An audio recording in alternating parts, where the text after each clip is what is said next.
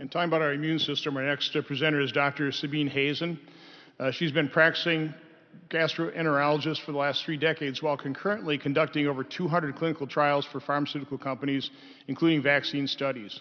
Her research genetic sequencing lab is spearheading the study of the gut microbiome and is linked to several diseases with 57 clinical trials. Dr. Hazen.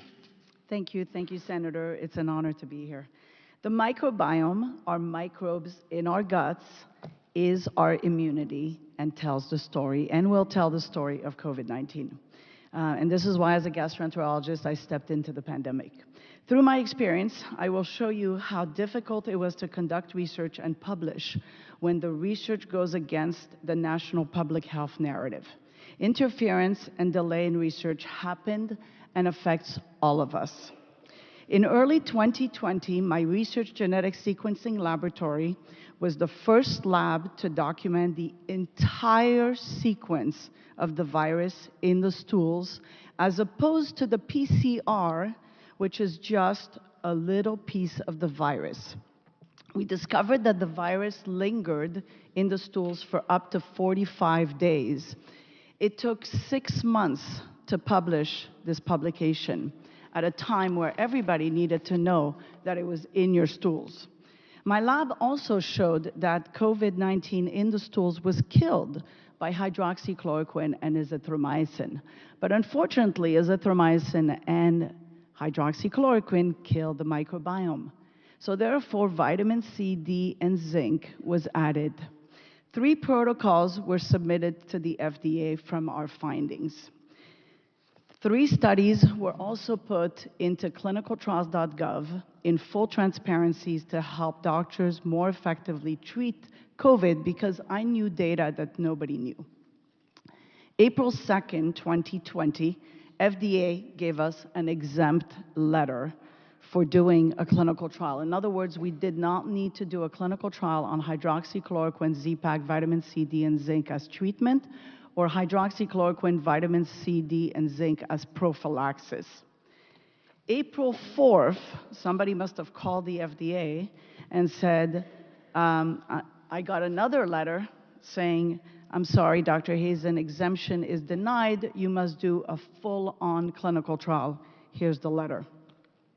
System pressures delayed us, and we got a green light to start recruiting by May 2020. By then, the media created fear around hydroxychloroquine. It was impossible to recruit. This drug was safely given for years for arthritis and lupus with no problems. My clinical trials companies were also banned and censored from advertising on Facebook, Instagram, and Twitter. Remember, I do clinical trials for a living, and never, as a clinical trial doctor, have I not been able to advertise to recruit for a trial on social media. I kept collecting stools of patients and noticed that patients with severe COVID had a certain bacteria that was missing compared to people that were highly exposed to COVID but never got COVID. That bacteria is called bifidobacteria. Bifidobacteria is an important and key microbe for immunity. It represents your trillion-dollar industry of probiotics. In fact, when you turn the bottle and you see the ingredient, it says bifidobacteria. It is present in newborns. This is why your newborns did not get a problem from COVID at the beginning. And it is absent in old people. The process of aging is loss of bifidobacteria. We published this paper, The Lost Microbes of COVID-19. It took 8 months to publish. If you follow the bifidobacteria like I did, you will notice, and we did notice anyways, that vitamin C actually increases bifidobacteria. This is why vitamin C is important when you take care of viruses, and you've all experienced taking vitamin C for a cold. Well, we published this data where we showed vitamin C, if we give it to patients before and after, it increased the bifidobacteria. Ivermectin was also an interesting drug because ivermectin, we noticed, also increased the bifidobacteria within 24 hours of taking it.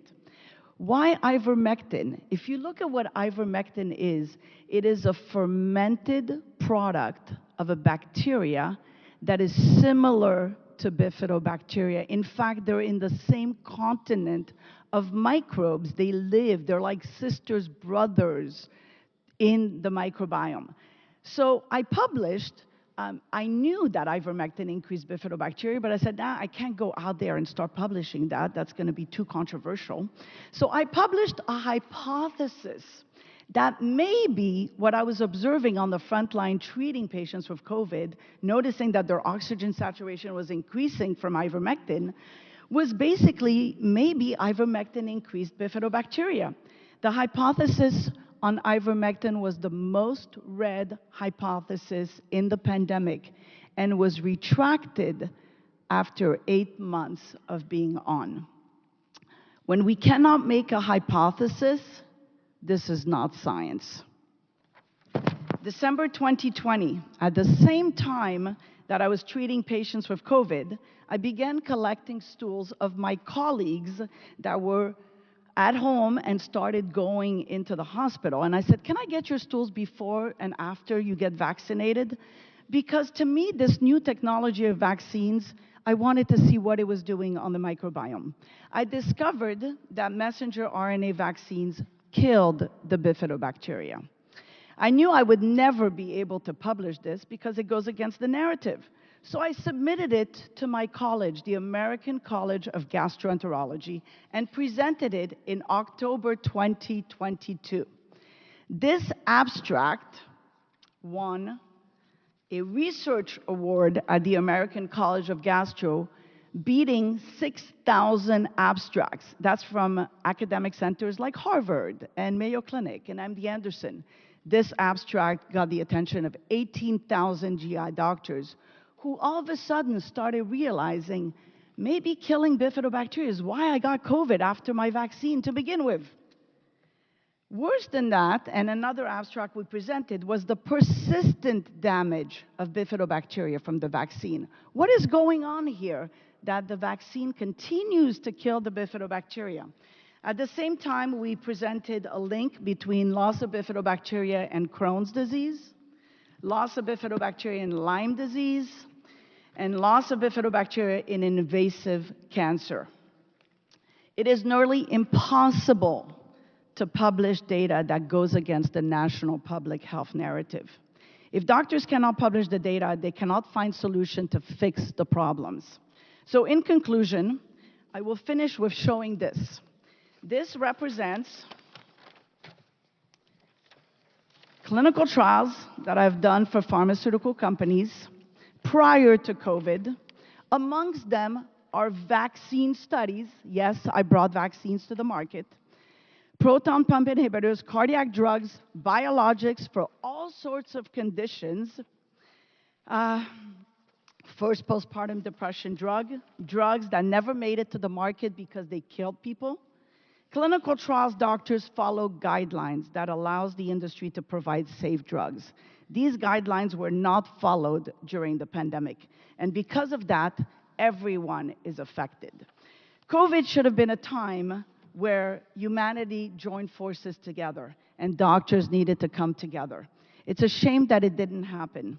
Interference with research affects all of us. This should not be political. Science is a story that evolves. It's a multitude of experiments that allow us to see medicine, to give hopes to patients. Skepticism, challenging the current state of knowledge, having an open mind must be allowed if we have any hope of moving science forward. What I saw this pandemic was not science. Thank you. Thank you, Dr. Hazen. Run out of time. Yes. If you want to take 5 seconds to name who you think sabotaged your research. It used to be that pharmaceutical companies were working with the doctors. Now, unfortunately, pharmaceutical companies are captured by the price of the stock. Venture capitalists own pharmaceutical companies. They own the CRO, the clinical research organizations. They own the site. They own the institutional review board. They own the advertising, the marketing. They influence through the media.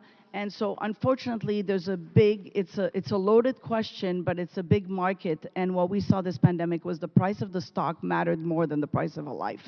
Okay, thank Dr. Hazen.